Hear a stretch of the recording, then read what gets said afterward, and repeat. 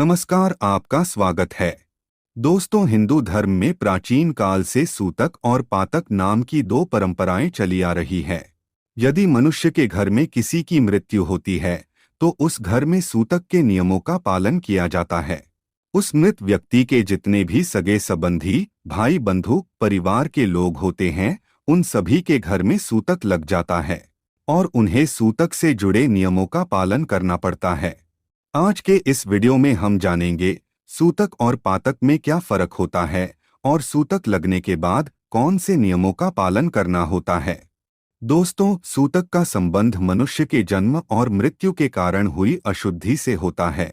जन्म के समय नवजात शिशु की नाल को काटा जाता है और इस प्रक्रिया के दौरान जो हिंसा होती है उसमें लगने वाले दोष या पाप के प्रायश्चित के रूप में सूतक माना जाता है। उसी प्रकार से गरुड़ पुराण के अनुसार यदि घर में किसी व्यक्ति की मृत्यु होती है तो उस घर में अशुद्धि लगती है, जिसे पातक कहा जाता है।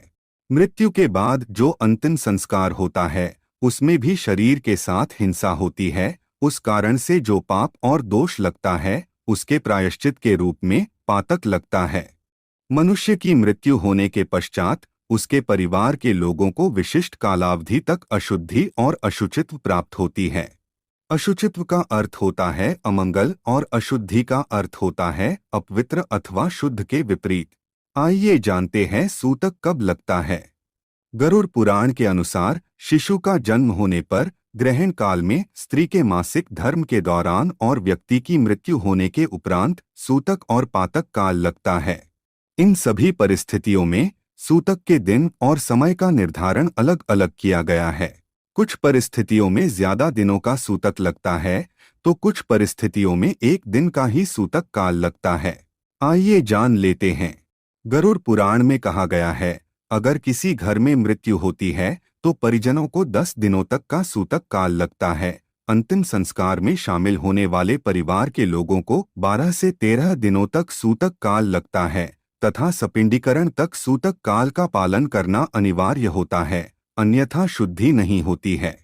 सूतक काल के दौरान शास्त्रों के नियमों का पालन करना होता है। मृत्यु के दिन से लेकर अगले सवा महीने तक किसी भी अन्य व्यक्ति के घर पर नहीं जाना चाहिए। सवा महीना अर्थात 37 से 40 दिनों तक इस नियम का पालन करना होता है। गरुड़ पुराण के अनुसार 40 दिनों में एक नक्षत्र काल पूर्ण होता है। यदि घर में किसी शिशु का जन्म होता है या किसी व्यक्ति की मृत्यु होती है तो यह सूतक पूरे 40 दिनों तक चलता है। जिस व्यक्ति की मृत्यु होती है उसके 7 पीढ़ी के बाद के लोगों को 3 दिन तक सूतक काल लगता है, लेकिन इसका निर्धारण करना बहुत कठिन है। मृतक के मामा भतीजा, बुआ बेटिया, इनको कितने दिनों तक सूतक काल का पालन करना चाहिए, यह सब कुछ उनके रिश्तों पर अथवा संबंधों पर निर्भर करता है।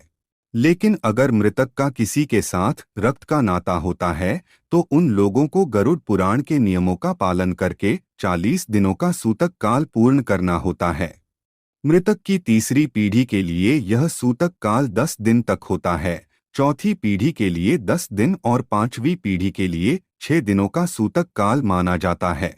लेकिन जो लोग एक ही रसोई में भोजन करते हैं उनके लिए पीढ़ी का कोई नियम नहीं है।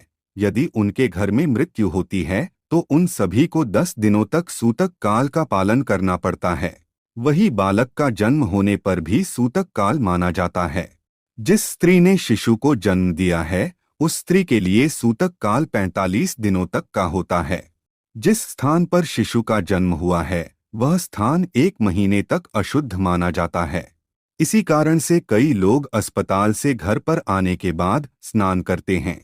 अगर पुत्री का पीहर में जन्म होता है तो 3 दिनों तक सूतक काल होगा और ससुराल में होता है तो 10 दिनों तक का सूतक रहता है। वही अंतिम संस्कार के सूतक काल की बात की जाए तो मृत्यु के बाद दाह संस्कार आदि कार्यों में हिंसा होती है और इसमें लगने वाले दोष या पाप के प्रायश्चित के लिए पातक माना जाता है। जिस दिन मृतक का दाह संस्कार होता है उस दिन से पातक काल की गणना होती है। लेकिन यदि कोई सदस्य घर में नहीं है, किसी बाहर गांव में रहता है, तो जिस दिन उसे मृत्यु की सूचना मिलती है उसी दिन से उस व्यक्ति को पातक काल का पालन करना चाहिए।